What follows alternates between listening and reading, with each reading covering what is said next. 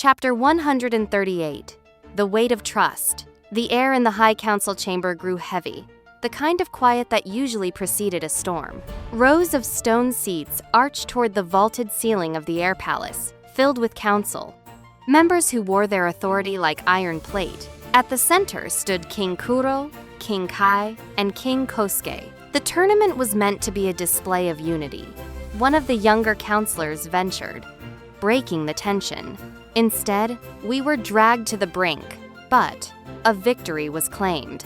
Ishori was defeated. A victory in a single battle, a bitter voice cut in. An elder sitting near the top tier leaned forward.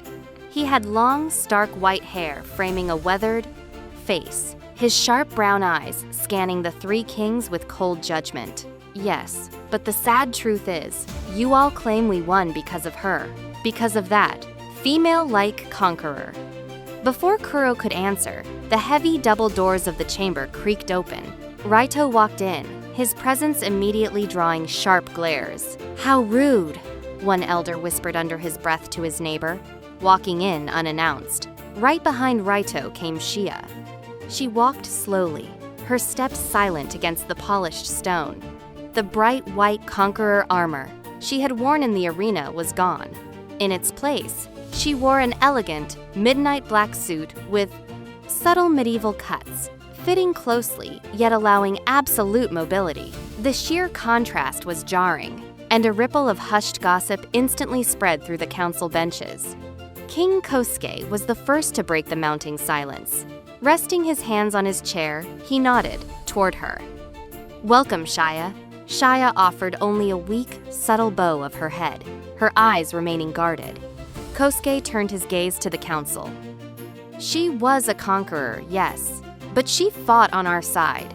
If she hadn't been standing in that arena today, I wouldn't be sitting in this chair. None of us would. The white-haired elder scoffed softly. Huh, and what if she never truly intended to help us?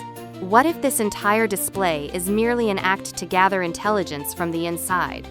Shia turned her head away, her gaze falling silently to the cold stone floor. She didn't defend herself. Raito stepped forward, his voice muffled slightly behind his mask. "May I speak?" "You are just as suspicious to me," the white-haired elder snapped, pointing a withered finger at him, hiding behind a mask, never revealing your true face. "Please," Kosuke interrupted, raising a hand. His tone was firm, yet controlled. "Can you listen to him for just a few minutes? Without the rudeness, I ask you. Just a short time." The elder made a sharp grimace, crossing his arms with a heavy huff. "Fine." Raito adjusted his collar and addressed the entire chamber. "You have no reason to believe me either. I am a man full of secrets. You've trusted me in the past, but how do you know I won't betray you tonight? How do you know I won't stab you in your sleep?" He gestured toward Shia. "I appeared before you hiding my face, but this woman isn't hiding at all." He took a slow breath. "I was wrong about her. For a long time, I wanted to refuse the idea that she had any good left inside her, but things proved otherwise. If Sukue were alive today, I believe he would have given her a chance." The white-haired elder sneered. "Sukui? He wasn't even capable of stopping Bosatoru." Kosuke's eyes narrowed instantly. "Are you truly speaking ill of him? You the same person who openly praised Bosatoru in these very halls?" The elder stood up abruptly, his chair scraping loudly against the floor. "How shameful, Kosuke." A heavy crack of knuckles sounded from the center table. King Kuro, pushed past his limit by the constant disrespect, could no longer contain the rage, simmering beneath his chest. His aura spiked violently, rattling the wood beneath his grip as he nearly slammed his fist down. "Enough!" Kuro's voice echoed like thunder off the stone walls. His eyes burned into the white-haired elder. "If you are here only to mock, you can take your leave right now. If you stay, you will. Keep quiet and endure this meeting. But if you mock Sukui's name one more time, I personally will throw you out of this palace."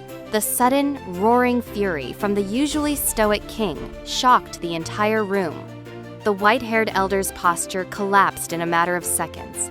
The arrogance evaporated from his face. leaving him looking frail and tame as a lamb. He muttered nothing, quietly pulling his chair back and sitting down without another word.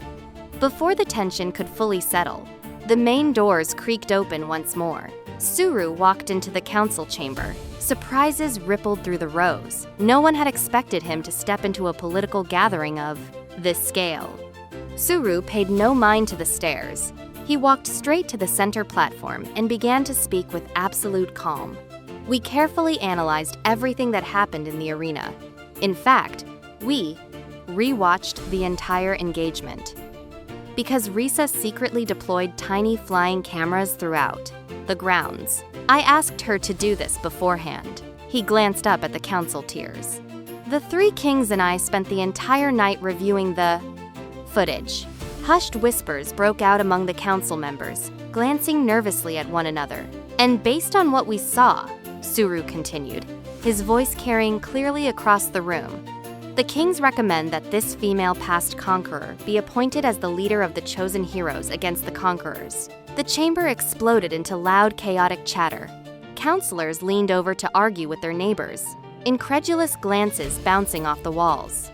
Suru allowed a faint smile to cross his lips before continuing over the noise. But there is more. While the chosen heroes will act as our primary strike force, a secondary rebel point has already been established.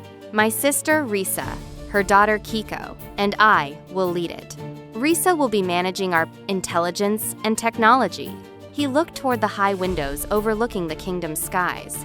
Risa is stepping down from improving the kingdom's structural defenses. It is no longer necessary, not after Shia's heroic move restored the Air Kingdom's ecosystem back to normal.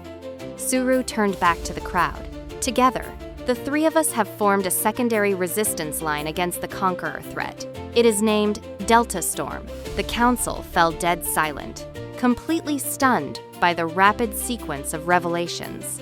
Down at the center table, the kings remained calm. King Kai leaned over toward Kuro, a slight, wicked smirk playing on his lips as he whispered low enough for only Kuro to hear. I personally will throw you out, huh? Kai let out a soft, friendly chuckle. Kuro's face instantly flushed bright red, his eyes darting away as he cleared his throat in embarrassment. Standing a few paces back, Shia stared at Suru, then at the three kings, completely speechless. Her lips parted slightly, but no words came out. The sheer weight of their trust and the title they had just placed upon her shoulders left her frozen in absolute shock.